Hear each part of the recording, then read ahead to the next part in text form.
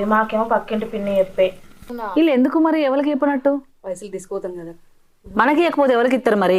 బయట వాళ్ళకి ఇస్తారా? మనమే కదా కదా. ఏమో మరి వాళ్ళు చూసుకుంటారు అనుకుంటారో ఏమో. ఏమనుకుంటారు ముసలితనానికి వచ్చారు కానీ ఏది ఎవరికి చెప్పాలని కూడా తెలియదు. అవును కానీ వదన మొన్న పెద్ద నక్లెస్ చేయించిందట కదా అన్న. అవును చేపించిండు. మరి మాకు చూపియనన్నా చూపించకపోతే చూపిస్తే తీరాదు. వేసుకొద్దాం అనుకున్నా కానీ రేపు పంచాయతీ కదా వద్దని అనుకున్నా. ఆయన మా అన్న బంగారం.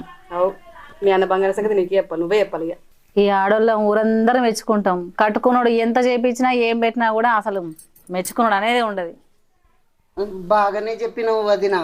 అక్క బావను ఎప్పుడు మెచ్చుకోదు. అసలు మా బావ బంగారం, డైరీ మిల్క్, చాక్లెట్.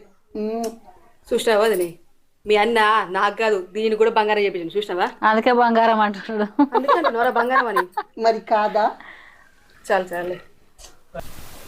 నువ్వన్నా చెప్పవా అని ఒక ముచ్చట.